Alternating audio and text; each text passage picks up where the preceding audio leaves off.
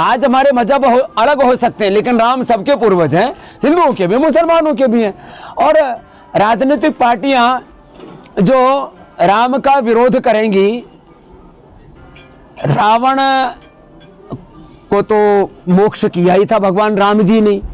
जो आज के इस युग में राम को नहीं मानेंगे उनका राजनीतिक मोक्ष जरूर हो जाएगा। तो जिनको जल्दी मोक्ष की कामना है वो अपना राम से दूर रहें।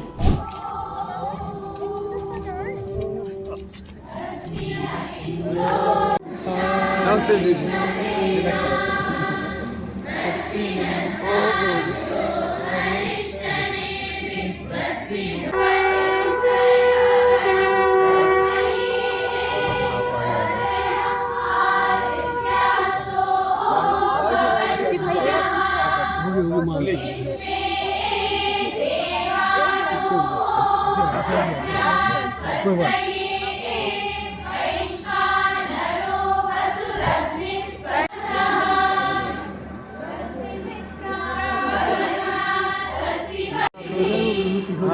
रुक जाओ, थोड़ा साइड दे दीजिए, थोड़ा साइड मार लेंगे।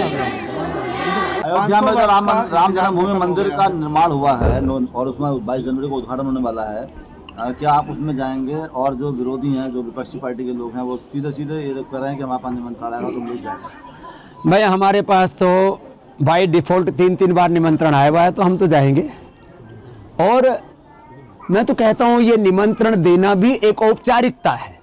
राम सबके हैं, राम हमारा स्वाभिमान है, राम हमारे राष्ट्र की अस्मिता है, राम हमारे लिए मर्यादा पुरुषोत्तम भी है, राम हमारे परात्पर ब्रह्म भी है, राम को भगवान का स्वरूप भी मानते हैं और राम को पूर्ण पुरुष के रूप में मानते हैं। संभल के सांसद तो इसलिए राम मंदिर में दर्शन करने की बात हो या राम की तरह अपने व्यक्तित्व को, चरित्र को मर्यादित बना करके राष्ट्र मंदिर का निर्माण करने की बात हो, इसमें सबको आगे आना चाहिए। और ये न कोई राजनीतिक विषय है और न ये किसी भी प्रकार का मजहबी विषय है।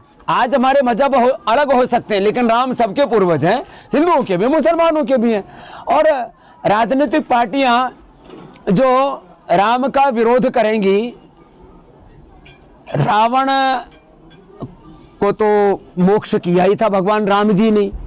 जो आज के इस युग में राम को नहीं मानेंगे उनका राजनीतिक मोक्ष जरूर हो जाएगा। तो जिनको जल्दी मोक्ष की कामना है वो अपना राम से दूर रहें।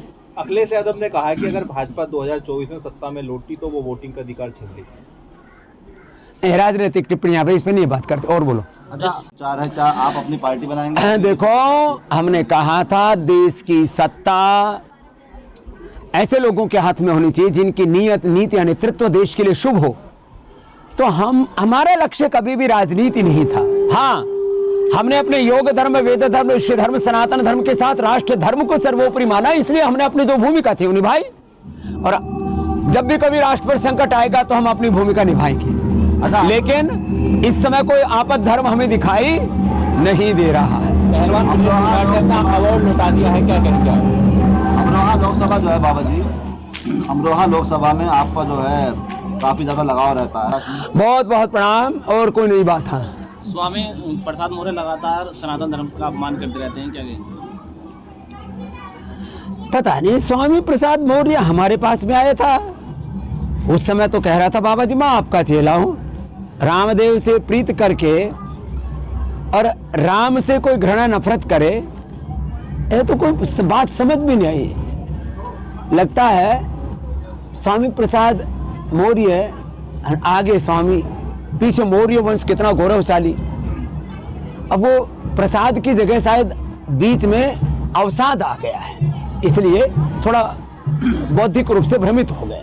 भगवान उनको, भगवान बुद्ध, भगवान राम जी उनको सद्बुद्धि प्रदान करें। बाबा जी, समाजवादी पार्टी के द्वारा जो है राम मंदिर आंदोलन में गोलियां चलवाई गई थी 1992 में। कन्नौज के सांसद ने कहा। और कोई नया विषय? बात खत्म। अगला। 22 जनवरी को दीपावली मनाने के लिए प्रधानमंत्री ने सभी देशवासियों का आग्रह किया, क्या कहेंगे? हाँ, ये बहुत गौरव का क्षण है कि हम लगभग 500 वर्षों के खूनी संघर्ष के बाद, जहां कितने लोगों ने अपनी शहादतें, कुर्बानियां भगवान श्याम के चरणों में अपने जीवन की आहुति अर्पित की उनके मंदिर के लिए, तो ये मात्र एक मंदिर की बात है।